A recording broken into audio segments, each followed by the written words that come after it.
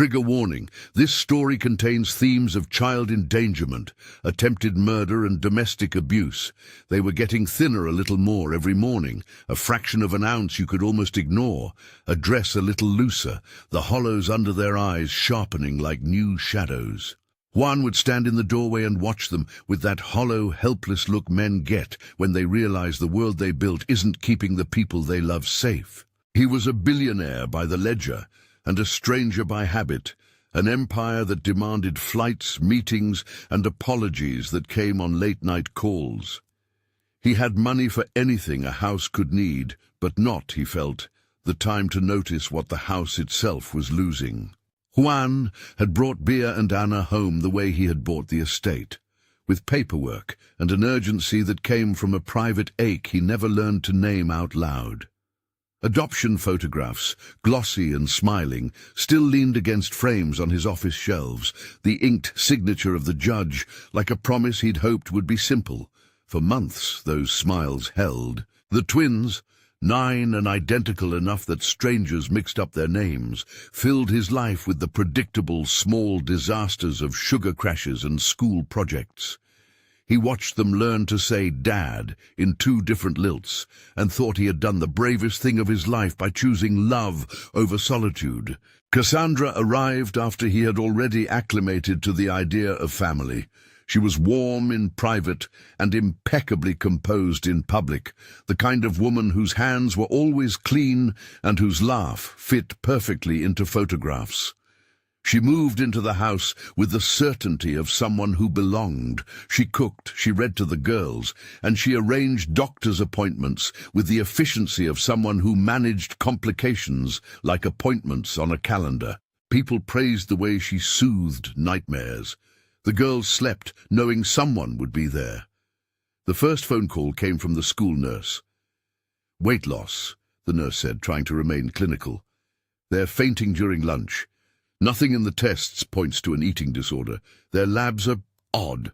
Come in when you can, Mr. Reyes." Juan's name was on the school file, but so were 1,000 other things. "I've been in Tokyo," he said into his phone from an airport lounge, and he meant it, and he resented himself for it at the same time. He booked the earliest flight. When he arrived at the pediatric clinic, the examination room smelled like lemon disinfectant, and the thin paper on the scale scraped under the girls like a small animal. Doctors said variations here and there, a viral thing, a growth spurt not happening, stress.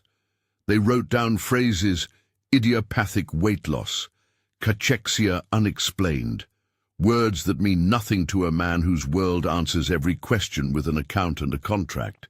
They ordered more tests. The tests returned blank. No parasites, no autoimmune flags. A registered pediatrician like Dr.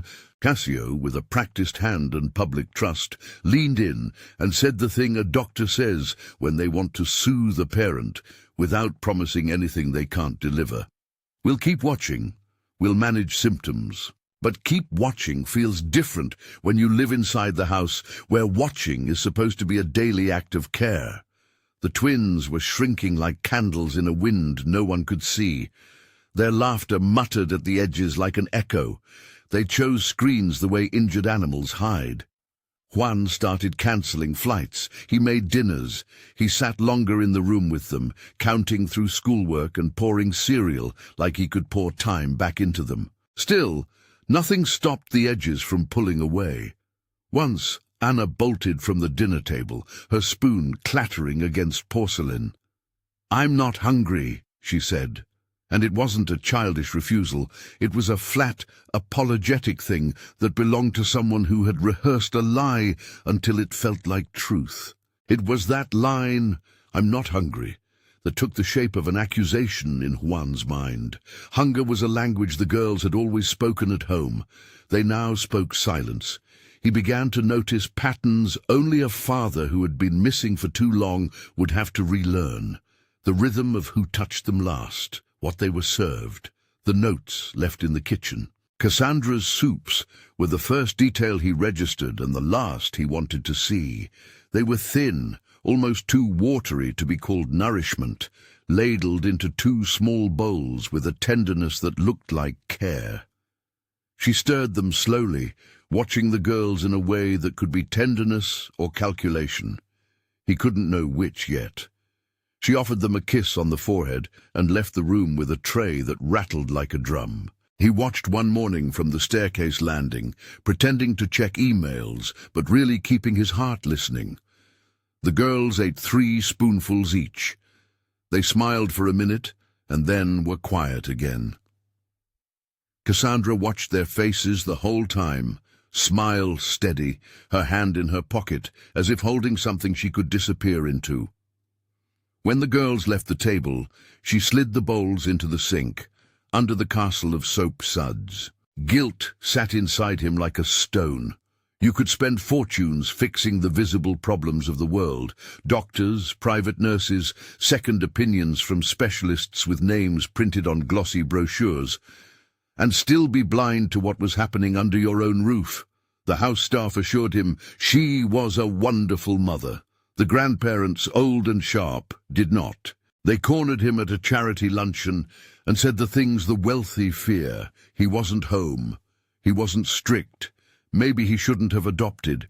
Not cruel words, but barbs all the same. The kind that press on old shame until something leaks out. The maternal grandparents called his absence neglect. The tabloids called it a scandal waiting to happen. Their voices pressed in from every side. He tried reason first. He arranged a day where the 3 of them, him and the girls, would do something absurdly simple, make pancakes. He wore an old college sweatshirt and pretended to be a man who could flip batter and make messy jokes. The girls measured flour and laughed when the bowl tipped. Bia stuck out her tongue at a counter-stuffed pancake, and Ana smeared a dollop of jam across her cheek and beamed. At night, Juan sat alone in the living room and watched the 2 bowls in the sink like accused witnesses. He touched the adoption certificate on his desk, the judge's signature crisp and official, and tried to feel the certainty he had felt the day he signed. It wouldn't come. Instead, he moved through the house in small, dutiful rituals, check the locks, read a bedtime story into a soft recorder he had used to learn the twins' breathing patterns, count the breaths. He promised himself that tomorrow he would be better. He meant it. The promise was a small bridge, but a real one. He began to stay. He began to note the comings and goings that you'd only notice when you slept under the same roof as someone. The pediatrician's visits scheduled for odd hours, the way Cassandra received texts and left the room to read them, returning with a face that had nothing to do with motherhood, a face threaded with something else. At first, he told himself nothing could be wrong. Dr. Cassio had been the children's doctor for years. He came recommended, his office near their old apartment and his bedside manner a public commodity. You judged a pediatrician by how they lowered the room's tension, and Cassio had that skill. He had been gentle with the twins, kneeling to meet their eyes, making animal jokes. It was easy to let a friendly doctor into the center of your family. The trouble is that familiarity breeds blind spots. The children trusted him. So did Juan, at least until the day he saw a text on Cassandra's phone, a shorthand message that made no sense until he noticed the name at the top, Cassio. The message was brazenly intimate for a professional contact. The words were small, practical, transactional. Done, it said. Tonight. There was nothing else. Just the time. Juan's first impulse was to be rational. Maybe it was a scheduling quirk, a harmless meeting about the girls' school. A father with trust in his staff learns to find explanations, but the hush between his ribs told him otherwise. He started watching, not with the heavy equipment he could have ordered with a snap.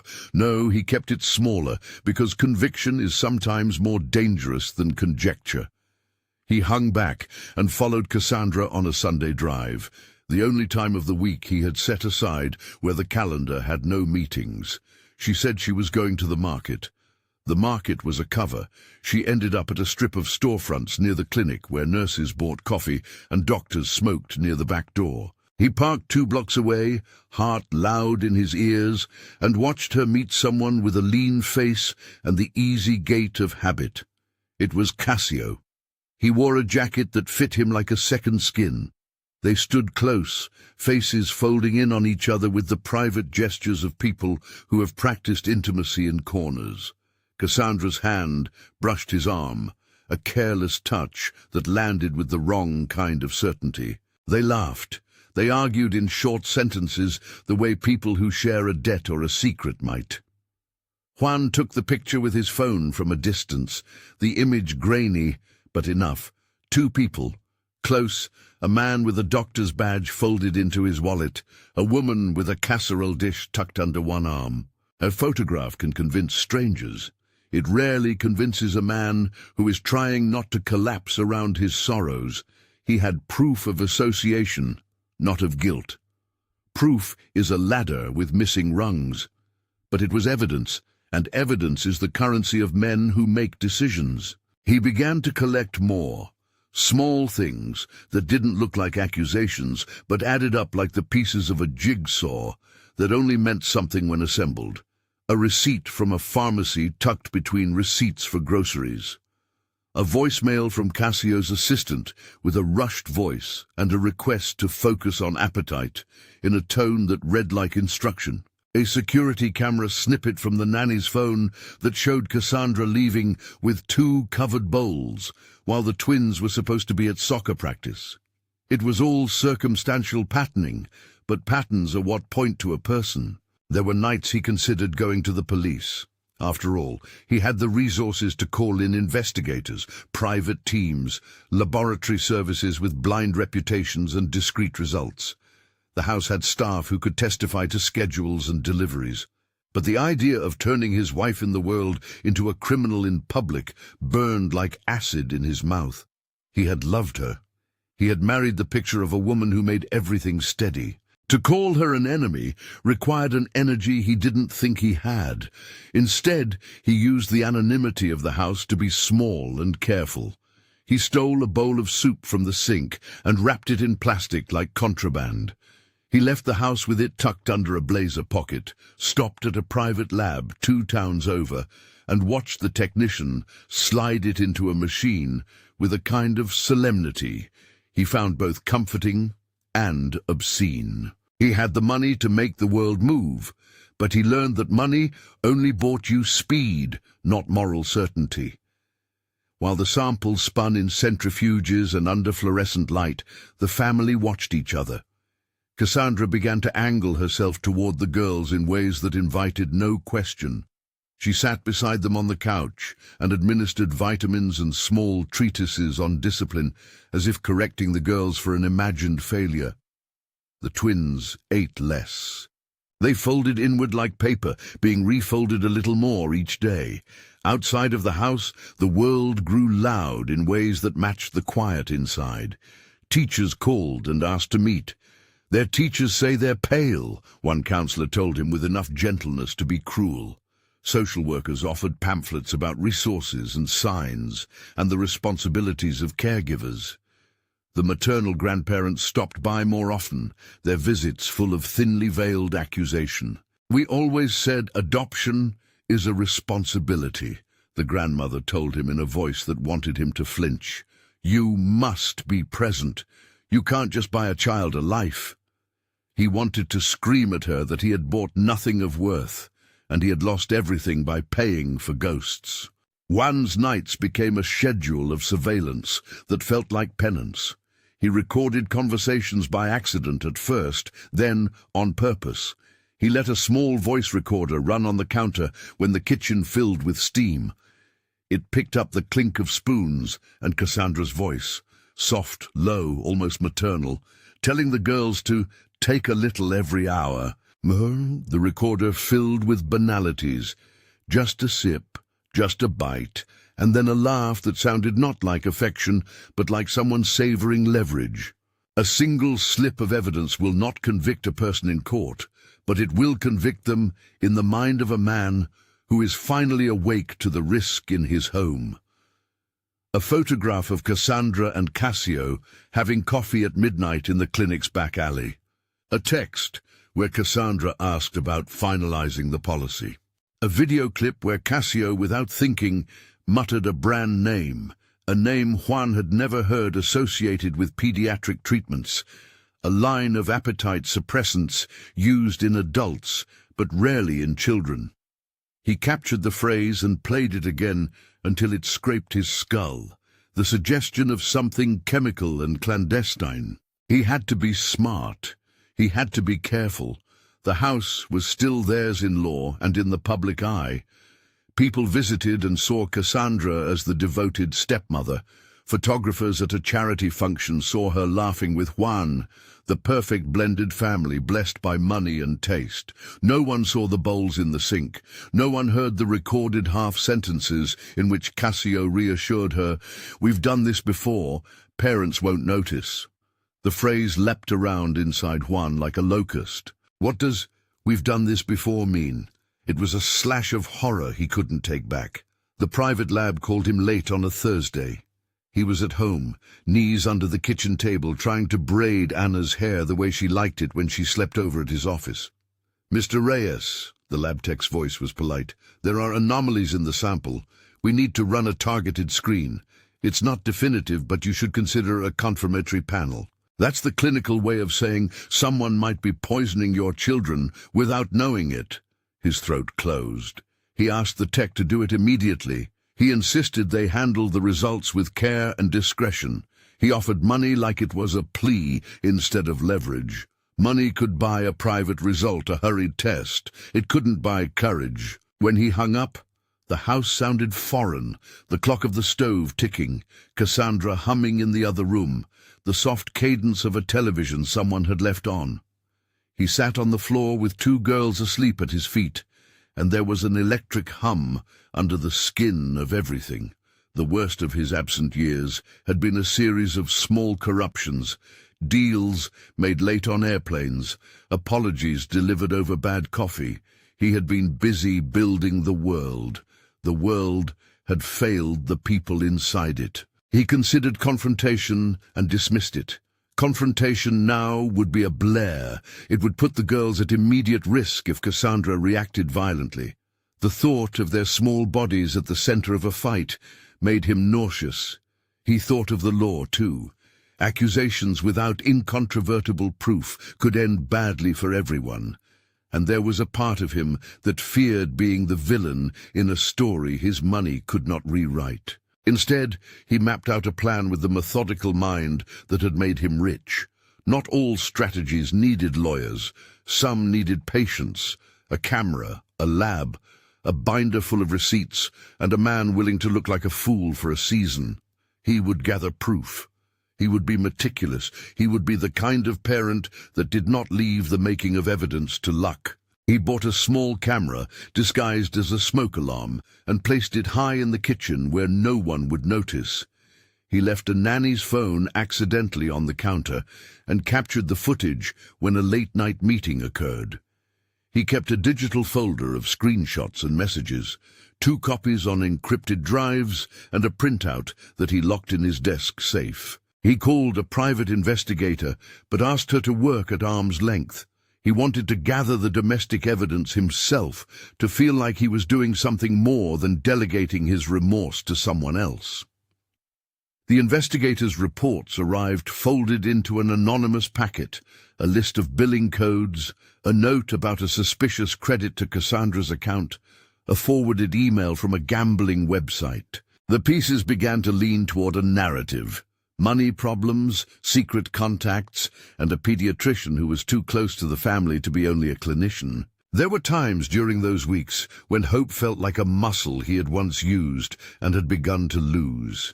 He would find himself alone in the nursery, holding a uniform he'd bought for one of them, and thinking, absurdly, that the past could be made to make sense. He threw himself into the act of caring like a man who had learned to use the tools in his hands. He fed them breakfast personally.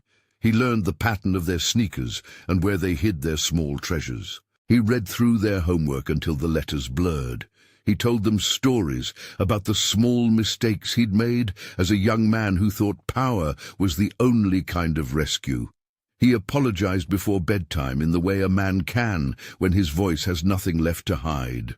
On a Tuesday evening, just after dusk, when the house sank into a blue hush, something happened that made the ribcage of his plan click into place.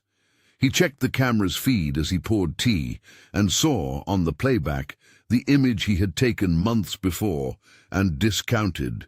Cassandra at the sink with 2 bowls just as before, but this time the camera caught the subtle action he had not expected. She reached into her pocket and shook a few beads of something into the soup. It was a motion so small it could be missed, the kind of motion that in other houses would be a private tick. He rewound the footage until the movement repeated on loop, a tiny mechanical flourish. He watched the beads lapse into the liquid like a sentence finishing. For a second, he thought it might be sugar. He thought it might be nothing. He slowed the footage until the grain of light revealed texture. The beads dissolved into a thin film. In the audio, a faint whisper over the hum of the refrigerator made Cassandra's voice calm and careful. Just a little more. They'll think it's vitamins. The recorder on the counter had caught a phrase that was not for parental instruction. It had the cold calm of someone who had rehearsed a lie until it fit their palms. He sat in the gloom and felt his body go hollow. The staircase seemed longer. The house had become a machine that measured out possibility. He printed the frame and put it into a sealed envelope, the paper smelling of toner and the sterile scent of the office. He wrote the time and date on the back and filled his pockets with other small things. The receipt from the pharmacy, a screenshot of the late-night text message, a note the nanny had made about a rooftop meeting. That night, he slept in the girls' room on a thin mattress beside Anna's bed instead of on the executive suite he was accustomed to. He wanted to be present in the literal sense. He wanted to learn the cadence of their breathing. He wanted, selfishly, the forgiveness of being there. The confirmatory panel the lab had promised would take time. That waiting felt like a slow fever. He paced his office late into the night, the city a glittering rival to the low constellation of streetlights outside his windows. He thought of money as inventory. He thought of his old life as a ledger. He imagined the legal possibilities and also the human ones. What if he was wrong? What if he accused and destroyed everything because he'd been jealous or because he'd let doubt grow like a plant in a drafty room? He refused the temptation to weaponize his wealth into immediate vengeance. He would proceed with the care of a man who knew how to calculate consequences. In the meantime, he began gathering the small, everyday proofs as if they were currency. He downloaded the voice messages, cleaned up audio files, enhanced the camera footage with software he barely knew how to use, and supplied the private investigator with dates and times. He compiled a binder that looked less like proof and more like the slow unspooling of his life. In the binder, alongside photographs and receipts, he kept a single page of small triumphs, a toothpaste grin from Bia when he had found a lost tooth, Ana falling asleep, holding his thumb. Those were the stakes, and he kept them close. The weeks that followed were a balance of careful tenderness and quiet sleuthing. Cassandra remained the picture of normalcy in public. She took the girls to piano lessons and stood beside them at recitals, smiling as if everything were ordinary. The world responded to that smile. The papers printed a charity photo of Juan handing out scholarships and Cassandra at his side, the family flawless like a painting. Yet there were fissures. Once, when he confronted her about a small inconsistency in the calendar, about a nurse who had been scheduled for overnight care who now didn't show up, she offered explanations with the kind of patience that could be either gentleness or strategy. "You worry," she said, and it was both an observation and a weapon. "You always have so much on your plate. We're fine. The girls are fine." He wanted to believe her. He wanted the soft woman in the photograph to be the whole of her. One late night, he followed Cassandra to the clinic again, camera tucked inside his coat like contraband. He watched from a corner as she met with Cassio behind closed doors. This time, not for a checkup, but for a hurried, hushed conversation near the back alley, where the clinic kept a dumpster and a smoker's bench. He kept the footage pared down and secret. He didn't want to be the one to leak it into the world and watch his daughters be dragged into gossip. He wanted the truth, and he wanted it in a form that would hold up if he had to lay it out like a map in a courtroom. Then came the day a reporter from a local paper called the house to ask about rumors. Juan's assistant handled it with the smoothness of someone used to deflecting other people's curiosity. He listened to the call on speakerphone in his office and then told his assistant to say nothing. Public exposure would be corrosive. He had to be precise. The lab called back finally on a rain-thin afternoon. The voice on the other end of the line was careful. "Mr. Reyes, the confirmatory panel shows compounds consistent with anorectic agents." He did not allow himself to say the chemical's name. It was safer not to let the word become real. "Concentration levels are low, but present," the technician added. "Given the age and weight of the patient, these levels can suppress appetite." Juan's knees buckled in a way that had nothing to do with his wealth. He sat down on the edge of his desk and pressed his palms to his eyes. It was not yet proof that Cassandra had done anything. It was a sign, a note on the page of his life that told him the music had changed. He breathed, controlled, ordered another test to be run by a hospital lab, an independent chain, anonymous and reputable, and then went home as if nothing were different. He walked in the back door, holding the paper like a confession in a manila folder. The house smelled of dinner and lemon oil. Cassandra stood in the kitchen with 2 bowls steaming on the counter, and the sight of her there made his body move like a pendulum between fury and fear. Cassandra looked up, saw the paper, and for a moment the woman he had thought he knew didn't register on her face. Her features went slack, then reorganized into something he couldn't name. "Is everything okay?" she asked, casual, the mask sliding into place. He did not answer. He showed her the lab result with 2 fingers and watched the mask fracture like pottery. Cassandra's smile trembled the tiniest bit. "That's a mistake," she said, voice steady. "Maybe the sample got contaminated. There are other explanations." "Other explanations," he repeated, and the words flowed out of him like a plea and a threat at once. "Like the pills you keep in your jacket pocket. Like the pharmacy receipts you hide, like the messages you delete at midnight." She laughed then, too sharp. The laughter felt like a challenge. "You think I'm poisoning my own stepchildren? Juan, that's insane. I'm their mother." "You're not their mother." His voice was low, and the house seemed to press in to listen. "You're the woman who married me. You promised you'd protect them." She reached for the bowls on the counter, handed one to Ana without looking at him, and tucked the other into her apron like a shield. "You're being irrational," she said. "You're tired. Maybe you should see a doctor." There was a pause long enough to make breath heavy in both their chests. Outside, somewhere down the drive, a delivery truck idled. The twins' room was quiet. The girls played with a tablet, unaware that their names were being moved like pieces on a board. Juan sat with the folder in his hands and realized that the house had become a courtroom he had to preside over. He could call the police now. He could make a scene. He could drag the evidence out into the hall and let the servants and the staff watch as the ribbons of their lives were tied into knots. Or he could bide his time and gather more. He chose the latter. He closed the folder, slid it back into his briefcase, and stood. "I'm going out," he said simply. He wrapped his coat around himself and left the house without saying goodbye. On the corner, he called the private investigator and asked for a list of the doctor's known associates. He asked for bank transfers tied to Cassandra's account. He asked for surveillance of the clinic and of the pharmacy she frequented. He asked for safety. His voice was colder than it had been in years, the voice of a man who had finally found a channel for his anger and was letting it run. But as he sat in the idling car, the city a smear of white lights and rain, The other truth whispered to him, evidence could arrest a doctor, a woman, a dream. Evidence could also swallow a family whole. If he did this wrong, he could be the architect of ruin. He already felt like the architect of guilt. Upstairs, in the dim light of their shared room, the twins slept with their breath like small engines.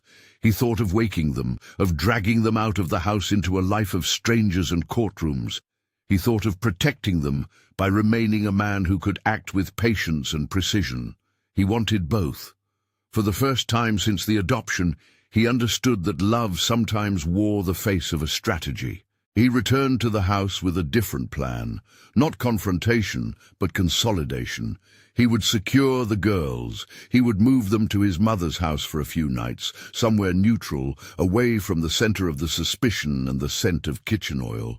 He would do it quietly, like packing a secret, like taking a bulb out of a flower before it opened.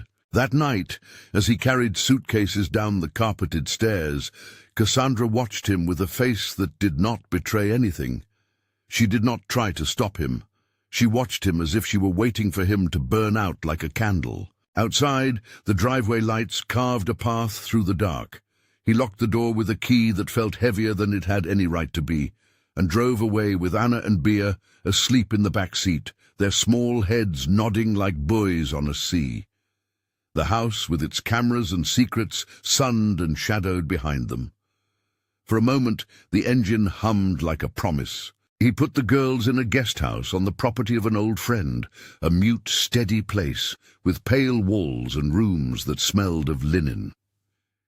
He told the woman who managed it nothing more than that they needed to be here for a while.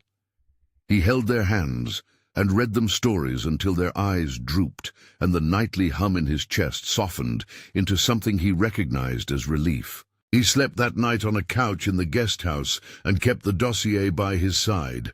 It had become a talisman and a thing that pained him. When morning came, he called the private lab again. The second confirmatory test had been requested and was processing. The woman on the phone promised discretion. He thanked her with a mechanical politeness and hung up. He thought then of the future in precise, professional terms. Evidence, custody, his children safe. He also thought of Cassandra, the woman with the bowl and the practiced smile, and how easily she had folded herself into mothering. He thought of the pediatrician with the doctor's badge, and the easy laugh, and the way he had treated the girls like patients, and the family like a set piece. What he did not think about was how to feel. The feeling would come later, or maybe it would come in pieces, like a patient returning to health. For now, he had a mission. Keep the children safe, collect proof, and if the evidence pointed the right way, be the man who could finally make the right decision. He did not know then that the world outside, as always, would prove eager to know the family drama of the rich. He did not know which cameras were watching him as he left the guest house for a late meeting with the investigator. He did not know that someone would be watching others, that small devices and casual voices would assemble into a chorus of implication. He only knew the concrete thing in his pocket, an envelope with prints, a photograph that had caught a hand sprinkling, a voice file with the shape of a plan. He held on to those things like a lifeline, and yet, even as he moved forward with a quiet resolve, there was a tremor of unease. Proof can arrive like a lantern in the fog and burn everything it touches. The house that had once been a refuge could become a battleground. He had to be ready for both the legal consequence and the human fallout. He had to be prepared that his decision could either save his children or shatter them with publicity and accusation. Before dawn, in the quiet space between the ticks of the clocks, he sat and watched the city skyline. He thought of the imprint of footsteps across a kitchen tile. He thought of the raw, small hands that had trusted him to be their father. He thought of the way trust can be given and taken away with the casual efficiency of a clinical note. He had one more thing to do before he could move forward. Get the rest of the evidence in order, check the chain of custody on the samples, make sure the footage was time-stamped, make sure everything could stand up to the scrutiny it would inevitably face. He was not a man who had courted unrest for spectacle. He wanted truth. He wanted safety. He wanted, above all, to be the kind of father they could finally name without the hitch of apology. He packed the folder into a locked briefcase and stood, the concrete plan forming like armor. There would be more nights like this, more small victories and small devastations. He would learn to hold each one in balance, the way a man learns to balance a spreadsheet and a child's heartbeat at the same time. The morning light shifted through the curtains. He made coffee and watched the mug steam. The world went on outside, indifferent and magnificent. He wrapped his hands around the mug and thought of the bowls he'd seen in the sink and the small beads falling into soup. He closed his eyes, and for the first time in months, he felt a clarity that was both terrible and necessary. If he waited, the house might eat them from the inside. If he acted too quickly, he might lose them to the very law he intended to use as their shield. He decided to move with the economy of someone who understood the weight of both choices. He would secure a court-ordered toxicology of the girls themselves, a public and irrefutable test. He would secure independent confirmation of the substances in their system. He would then present the binders, the footage, the receipts, and the voice files to the authorities in a way that could not be dismissed as paranoia or as an act of a man who confuses absence with conspiracy. He called his attorney, the one who had never failed him in deals and contracts, and explained quietly the nature of his plan. "You'll need to get them into a hospital," he told the attorney, "confidentially. We don't move publicly until we have the results." The attorney agreed. Legal moves were made, with the precise coldness of chess pieces sliding across felt. Parental rights could be asserted in a hurry, with the right affidavit and the right doctor willing to act fast. He arranged the pickup for that afternoon. He drove back to the guest house and took the girls to the hospital under the pretense of a routine check. The nurses were efficient, the pediatric wing clean and bright, the smell of antiseptic oddly soothing. The girls clung to him like anchors, small fingers entwined with his, and he felt the full force of the moral imperative: protect them at any cost. Blood was drawn. Samples were taken. He watched the nurses' faces, competent, not curious, experts in the small dramas of the young. He sat and signed forms like a man signing a future, the paperwork a strange comfort. The clinic's lab agreed to run the toxicology with expedited processing and chain of custody forms that would make the results admissible in court. He walked out of the hospital into the merciless daylight and thought of the bowls on his kitchen counter, the image of his wife shaking beads into soup. He thought, briefly, of the woman's soft hands and the sound of her laugh, and realized that love had trusted the wrong things. He then thought of evidence again, the precise, ordered instrument that could make private crimes visible enough to act upon. He called the investigator and told her to be ready. He tightened the straps on his watch and drove to the lab to ensure everything had been delivered properly. When the technician confirmed the chain of custody and the sample was logged into the system, Juan felt something like permission to breathe. The lab manager repeated the protocol into the phone, the words arranged with that cold, exacting kindness clinics use when they must be precise and nothing else. The files were sealed, the timestamps immutable. The next steps were no longer only his plan. They were a record. If you want more deep-dive narratives like this, subscribe. The independent hospital lab called 2 days later. The voice this time had the bluntness of someone trained to cut through panic. "There are traces consistent with appetite-suppressant compounds," the technician said. "Not high concentrations, but detectable metabolites. In a child of that age and size, even low levels can blunt appetite and cause weight loss over time." He named nothing that would double as accusation. The words landed like measured stones. Juan sat very still, He thought of the bowls on the kitchen counter. He thought of the beads dissolving like a secret. It was enough, finally, to move. Not to snatch the headlines or to grab cameras, but to act in a way that would protect the girls and still hold the law intact. He called his attorney and arranged for a court order, an emergency protective custody motion that would allow medical staff to isolate the girls for a full forensic panel and provide documented chain of custody from bedside to evidence locker. The attorney moved with the deliberateness of someone who'd negotiated billion-dollar deals and knew how to fold the law into a shield. Within hours, a judge signed the papers. He did not go to the house first. Instead, he drove to the hospital, breath steady as he sat in the waiting room while the children underwent further tests. Nurses walked in and out, their faces practical and compassionate, and he found himself answering the same question again and again. Are you the legal guardian? He was.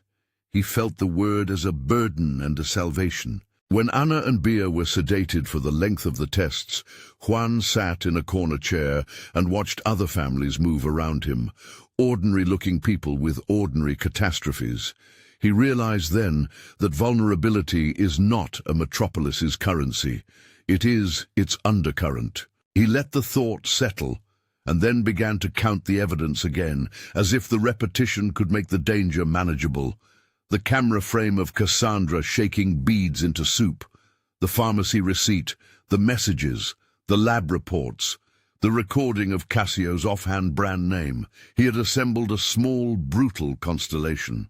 The hospital's child protection team contacted the local authority.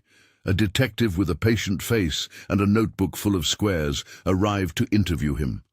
Juan gave everything he had: the binder, the encrypted drives, the passwords, the printouts. The detective did not leak emotion. He only asked for specifics. How long had he noticed? When had the samples been taken? Who had access? The questions were precise, but not cruel.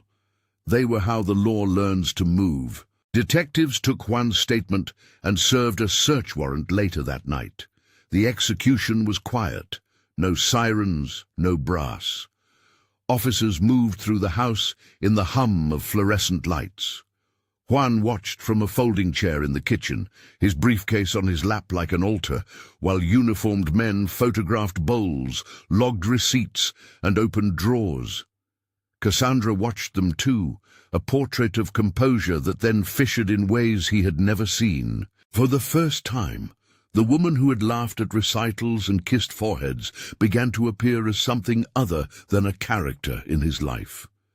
She became a subject of inquiry. They found small things: a pill organizer that had contained odd tablets, packets of vitamins with labels crossed out, a prescription bottle whose label was not quite legible. In a drawer, underneath embroidered napkins, an envelope with transfer receipts to offshore accounts and a list with names. The investigative team bagged everything and labeled it. The detective looked at Juan with an expression that mixed condolences and restraint.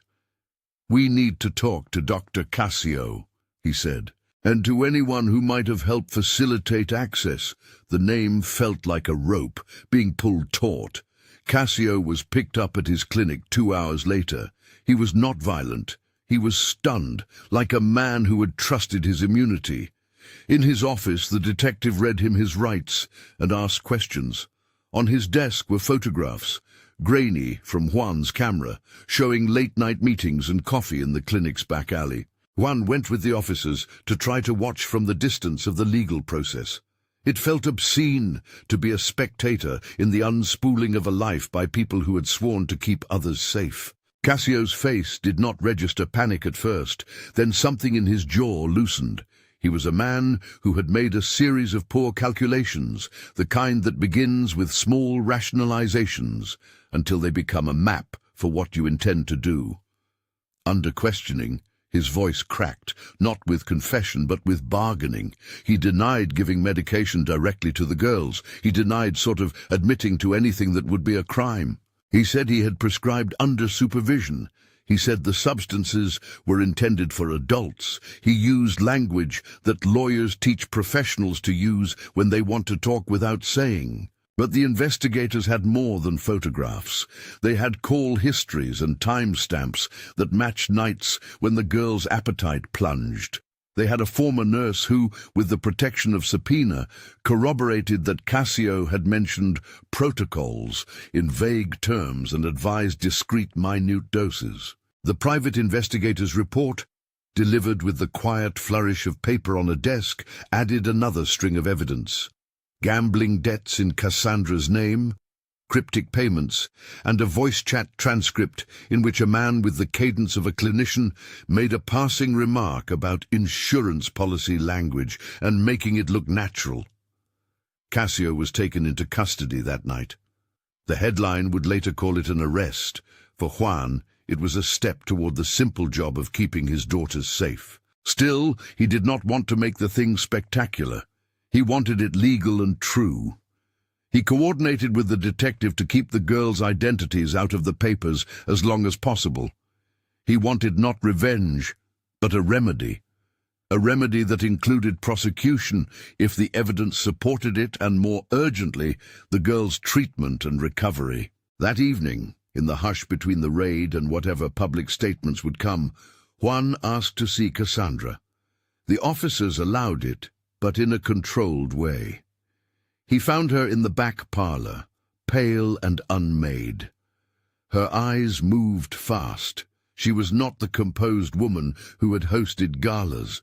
She was smaller somehow, as if the real costs of the life she had chosen were now subtracting from her muscle. He sat across from her at the low table and laid out a portion of the evidence, the lab results, the photos, the receipts.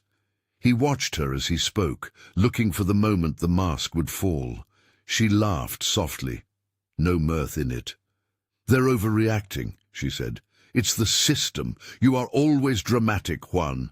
This is just a complication." Complication? He tried to keep the bluntness out of his voice. He had practiced neutral tones for hours with lawyers and investigators. He did not want that rehearsed anger. He wanted something true. 2 children are losing weight. 2 children are sick. The lab found metabolites. The samples were taken by the hospital in custody. The detective took statements. This is not a complication. She looked at him with a sort of defiant weariness. "You're making me out to be something I'm not," she said. "You have to understand, there's pressure. I did what I had to." "What you had to?"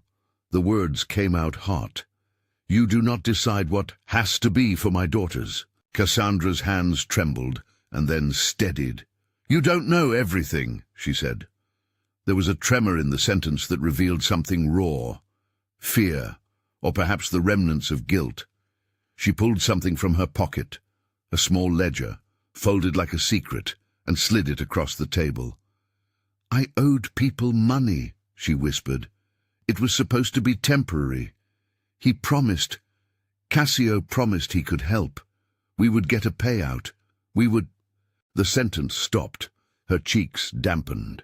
The kind of confession that arrives through exhaustion is different from the sharp one that arrives through bravery. It is muddled and bargaining with itself. Juan leaned forward and took the ledger. The numbers inside were slashed and annotated. They matched the transfers he'd seen in bank statements. "You say he promised," Juan said. "You say you would get a payout. What payout?" "Life insurance." She nodded. "We all said the same thing. We said it would be controlled. We said—" And then she reached for him. She wasn't reaching to touch, but to anchor. There were tears on her cheeks, not the theatrical sort, but the raw kind that come when long-term deception is exposed suddenly to light.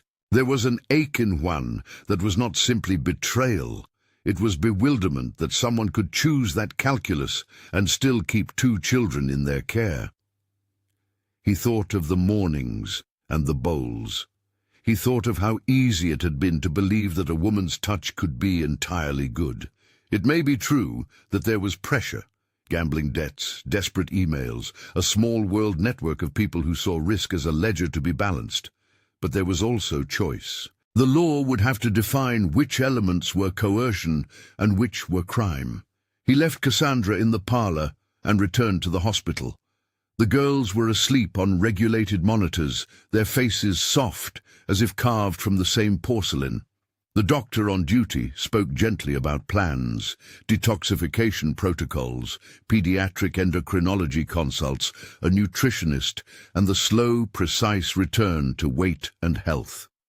"With care and time," she said, "they should recover. It may take months, maybe longer. We'll need family therapy too." She did not sugarcoat. She also did not dramatize. It was the kind of realism that helps a man orient his panic into steps. Publicly, the story leaked within 48 hours. Rumors spread from clinic staff to a local reporter who had been nosing around for weeks. There was curiosity in the press about the life of a billionaire and his blended family. Photos of Juan at charity events ran alongside gossip about infidelity and scandal. Cassandra's name, already whispered in closed circles, became a headline.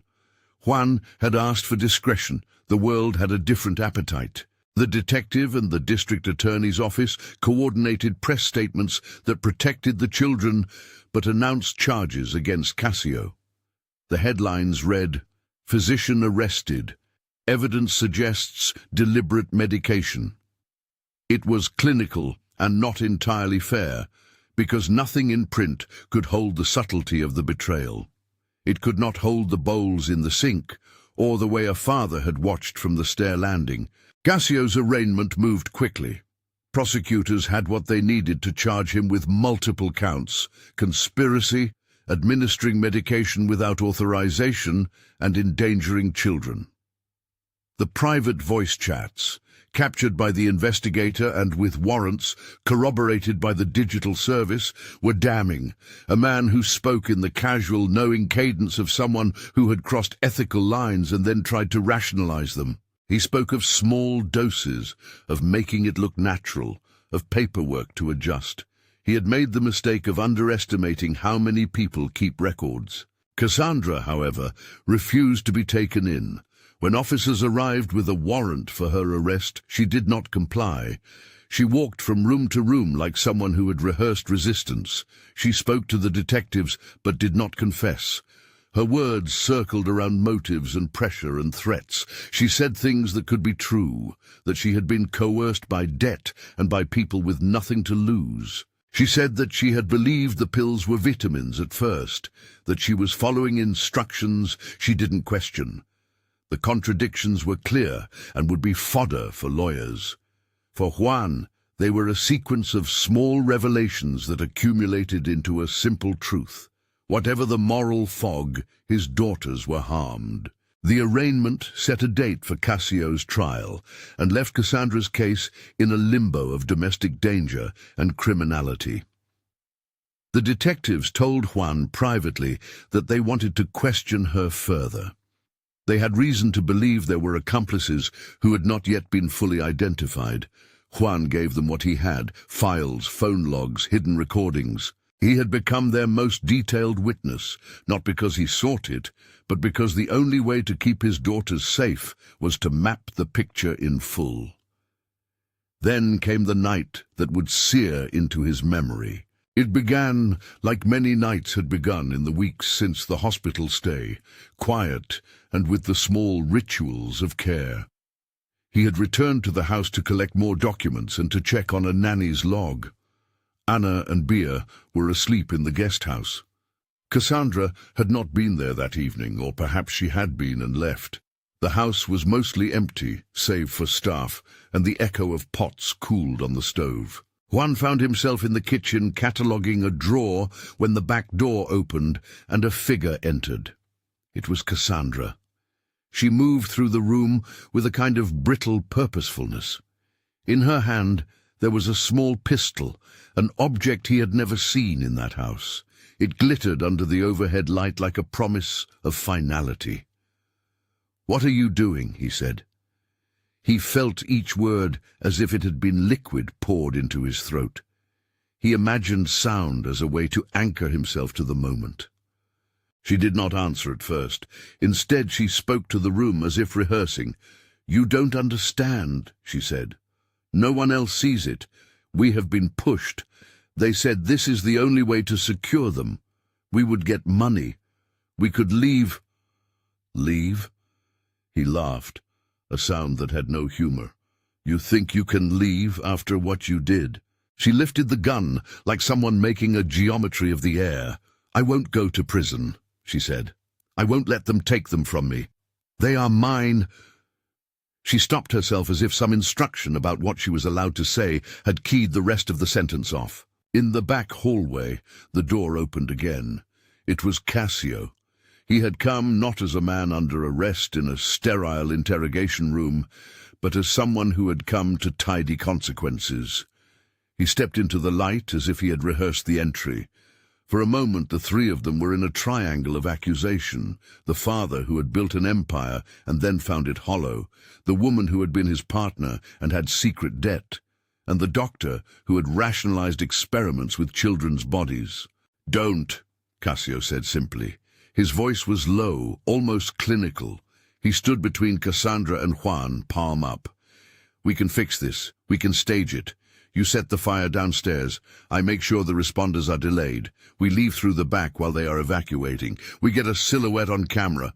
You disappear. The payouts trigger. It's perfect." The words arrived with a sick precision.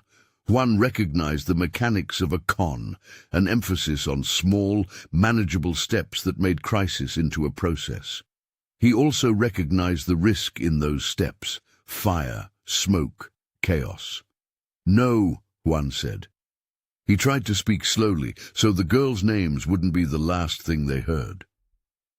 "You're not taking them. Not like this." Cassandra's finger tightened on the trigger, but a change crossed her face then, fear or perhaps a flicker of shame. "They said I couldn't pay," she said. "They said if I didn't—" Cassio stepped closer, and in a motion that would later be recounted in court files, took the gun from her hand with a kind of methodical gentleness, as if he were a man used to handling instruments. "We have to stick to the plan," he said. "Now." Then something unexpected happened. The house's old gas line, neglected in a corner near the laundry room, sparked. A candle had been left on a console table downstairs. Someone must have left it burning, and the flame licked an upholstery corner. It was small at first, a thing of heat and subtle smoke, but gas and fabric do not tolerate smallness.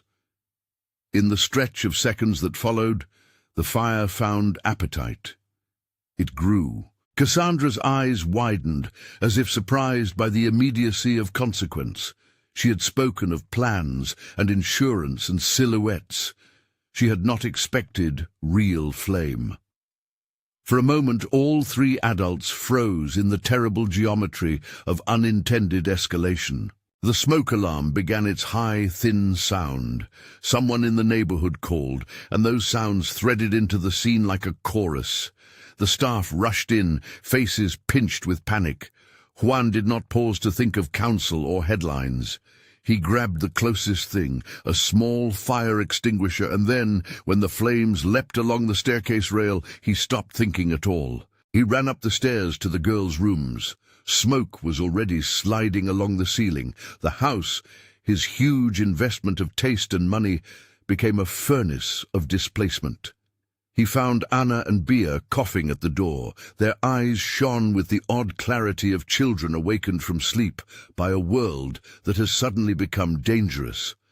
He scooped them both, one in each arm, and felt the way their bones felt, light and feathered, atrophied by weeks of diminished appetite. It made his hands tremble. Cassandra emerged from the kitchen then, her hair streaked with smoke. She had a look that was before remorse. She stood in front of them and opened her mouth as if to speak. For a second, he saw in her face the woman who had folded napkins and kissed brows. Then she moved suddenly, not to aid, but to wedge herself between the door and the stairwell. She had a kind of frantic determination. "Open the window," she shouted to someone, and then, without waiting for help, she grabbed a heavy oilcloth and wrapped it around her face like a muffler. The flames climbed faster. The stairwell became an inferno that ate the wallpaper. He did not think of pride. He thought of the girls. He kicked out a second-story window with the butt of his hand and felt the glass shatter into a jar of sound. The night came in cool and blue. He hoisted Bia and then Ana and climbed onto the roof of the portico. The landing smelled like smoke and melted plastic. Below, the staff and two neighbors had already tossed down a sheet. He slid down onto the sheet, letting the world tilt. He landed in a tangle of hands and faces. Somewhere a siren was a distant animal. He held the girls to his chest and felt their small bodies tremble, as if with cold or fear. Both. He looked back at the house through the acrid smoke and saw a figure moving in the upper window. Cassandra stood there, a silhouette in a world gone bright orange. For an instant, she raised her hand, as if she might leap. Then she turned and sprinted along the side of the house toward the alley. For reasons Juan couldn't place, evaporation of some instinct, he ran after her, clutching the phone with a number for the detective pressed tight in his palm. But the alley swallowed her. There were only shadows and a thin hint of movement. Later, in the footage from a neighbor's security camera, the image would appear as a black shape slipping away into the night, hair slicked with smoke, face a smear.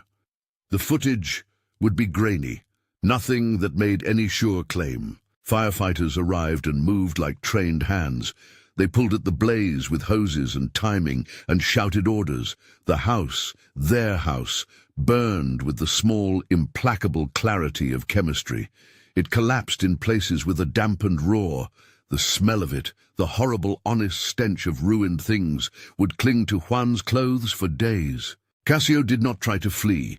He stood on the front lawn, with soot on his cheeks, and a look that belonged to a man whose ethical experiments had found combustion. He did not resist when officers stepped forward and cuffed him. He did not grin. He did not cry. He just let the world take him into its procedural arms. Cassandra was not found in the wreckage. The firefighters worked methodically, and the investigators later combed over the ash, the charred bowls, and the melted frames. They brought in canine units and divers for nearby drains. No body matched her description. No trace of the woman, who had been a stepmother to two girls, was recovered. There were pieces, charred fabric, a string of beads that might have been from a bracelet, a small notebook singed at the edges, items that felt like invitations to theories. Footage pulled from a neighbor's doorbell camera showed a dark form moving fast away from the house just before the fire grew, a silhouette hunched and hurried. That was all. In the days that followed, headlines demanded answers. Photographs of Juan carrying his daughters down a sheet were splashed across glossy pages. Some called it heroism. Others asked why he had not been there sooner. He had no essays for the public. He had small, visceral memories, a bowl tipping, a hand shaking beads, the breath of a child in his palm. He let the world speak while he did the harder, quieter work. Therapy appointments, nutrition plans, school adjustments. He sat with the girls through slow meals, making tasting games, measuring calories and weight and hope. He watched them reclaim appetite, like they were discovering a language they had been taught not to speak. Cassio's trial proceeded with evidence stacked like slabs. The prosecutors had the lab results, the voice chats, the ledger, and the photographs. Witnesses included the nurse who'd spoken nervously about conversations in the clinic and the private investigator who had tracked transfers. The defense painted pictures of medical uncertainty and professional snafus, of a man who had been reckless rather than malicious. But the jury listened to things that are hard to swallow in a courtroom. Audio of a man instructing small dosing, a text in which he said, "We've done this before," and the ledger that mapped the money. Guilt in court arrives as a pattern. It is not a single blow. It's the same account read back until it becomes undeniable. Cassio was convicted on multiple counts. He received a sentence that balanced public desire for punishment and the law's need for parity. He would serve years. He would lose his license. Those are the things a legal system can do. Remove license, remove liberty. It could not calm the nights, could not return years of time. The legal file for Cassandra never closed. There were wanted posters and investigators tracing leads, phone pings, hotel check-ins, a registered passenger on a late-night bus. But concrete proof of her fate never arrived. In the months after the fire, two plausible narratives circulated. One version: Cassandra had not perished in the blaze. She had planned the fire as cover. The silhouette on camera was her. She had used smoke and distraction to leave the borough, to buy a new life somewhere with new papers and a different name. The ledger and the offshore accounts were her safety net. She could fade into networks that traffic in reinvention. Some detectives believed she had been helped by people with international reaches, figures who trade in anonymity for a price. The other version: the fire had gotten ahead of her. She had tried to run, but the flames had trapped her, or smoke had taken her in a place the rescue teams could not reach at the time. The silhouette was a wrong angle. The beads found in the ash were hers. They matched a bracelet noted in photographs. The lack of a body could be explained by the intensity of the fire and the consumption of evidence, charred remains that couldn't be identified easily. For families, not having closure is a different kind of sentence. The investigators themselves offered two different opinions in private, their voices careful when they addressed the unknown. Juan accepted both possibilities only as things he must live with. Publicly, he said nothing beyond the strictly necessary. He did not parade Cassandra's story for sympathy. He focused on the girls. He sat with them at appointments. He found a smaller house a world away from the estate's gala rooms, a place with a garden and fewer cameras. He stopped traveling as much. Meetings were delegated. People in the business world adjusted. Contracts accommodated a father who had learned what matters. In therapy sessions, Ana and Bia found small rebellions against the memory of starvation. They learned to name tastes. They learned the sound of their own appetite. Some nights they would wake and hug him and whisper things that did not make sense in the daylight. "I'm hungry. I want jam. Why did she do that?" He answered honestly in the way a parent can when the truth is partial and durable. He said he did not know everything, but he knew she loved them enough to keep fighting for them now. There were small victories. Bia insisting on 2 helpings of pancakes at breakfast, Ana taking the lead in a school reading group, both of them laughing at something private only 2 sisters can. The therapy was slow and patient. The recovery was not a smooth arc. There were nights with nightmares and mornings where a meal would be refused and he would have to redouble his calm.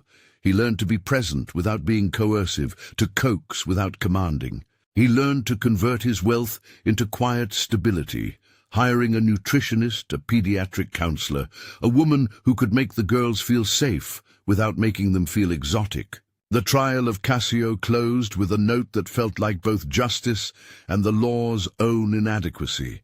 He was convicted and would go to prison. The prosecution used the voice chat logs as a linchpin, the most damning being one where Cassio, speaking in a tone that betrayed no shame, explained a pattern of small dosages administered with plausible deniability.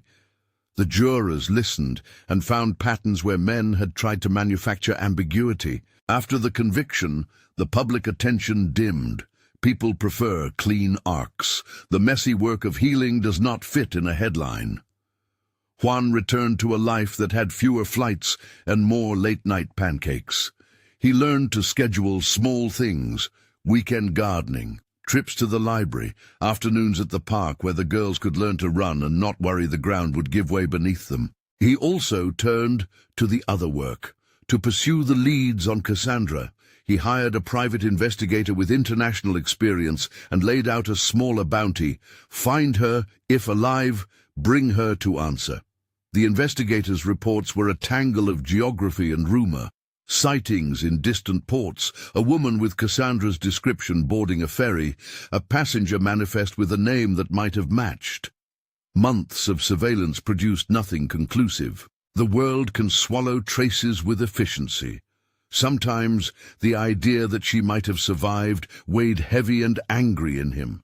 Other times the certainty that she had not found a way out was a kind of mercy, because it meant justice had at least confronted the wrong course. He folded both in his chest like two different scars. Friends in his circles urged him to return to public life, to resume speeches and presentations where he could be both accomplished and untroubled. He declined for a long time. When he did go back, it was only for causes that mattered to the girls: pediatric health funding, better oversight of clinics, lobbying for stronger protections against medical malpractice. He used the inconvenient power of his wealth to fund research on pediatric toxicology and to sponsor programs for families who needed support during adoption processes. He had learned how resources can be wielded not to erase guilt, but to build guardrails. The girls grew, slowly, in a world less glittering and more rooted. Bia discovered an interest in painting. She sketched bowls and light, and sometimes her mother's face, but in the drawings it was an abstract that never quite resolved. Ana fell in love with small mechanical things, and someday would tell him she wanted to be an engineer who made sure things always fit. They learned to ask questions and to complain when their meals were anything but nourishing. They learned to take medication only in the presence of doctors their father trusted. Juan's grief never vanished. The guilt of absence contoured his quiet hours. He wrote no memoirs. He gave interviews rarely and always redirected attention to the girls. When people whispered about second chances and how money could buy anything, he only said, without self-exoneration, that wealth could have kept them safe earlier if he had known where to look. Instead of apology, he offered action, a life rearranged to prioritize them. The final public moment came on a rainy afternoon when the district attorney released a short statement. The office had closed its active investigation into Cassandra's whereabouts due to lack of conclusive evidence. They would reopen if credible leads emerged. For the public eye, it meant the file moved from active to cold. For Juan, it meant a quiet resignation. The case could still be alive in other people's files, or it could be a closed door. He read the statement once and folded it into a drawer. At night, in the small kitchen of their new house, he would sometimes look at the television and watch old footage of the fire, clips that had been sanitized for the news, and then he would turn off the set and make pancakes. He learned to find meaning in those small acts of routine. He taught the girls to fold napkins, not as an act of performance, but as a way to feel competent in a world that often spun beyond their control. Years later, when the girls were adolescents with opinions and braces and a clear sense of who they were, Juan would sometimes bring up the question that had burned in the margins of his life. What happened to Cassandra? He tried not to ask it as an accusation. He asked it because human minds lean toward closure. They debated the options in a way that was more curiosity than demand. Perhaps she had fled and finally found a safe place. Perhaps she had perished in the flames. Perhaps she had paid some other price. They did not know. They invented stories, sometimes dark, sometimes improbable, and sometimes the most consoling truth, that however she had ended, they were safe now, and their futures were unspoiled by her choices. On the 10th anniversary of the day the house burned, Juan received a single letter. It arrived without a return address, folded into plain paper, and slipped into his personal mailbox by hand. Inside was a scrap of paper with a line written in a careful hand.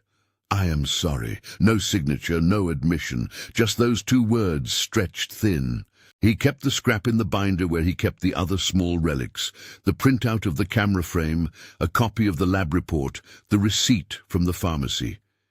He added the new paper, and he did not show it to anyone. It read like possibility. It read like a wound. As the girls grew older, they asked him not to speak about Cassandra in public. They did not want her to be part of their identity. He honored that, and he kept their childhood out of the glare. He taught them instead to trust their appetites, to read the ingredients of a label, and to demand clear answers when someone in authority offered reassurances. He taught them to hold one another close. There were nights he still dreamed of the bowls, but the dreams grew rarer.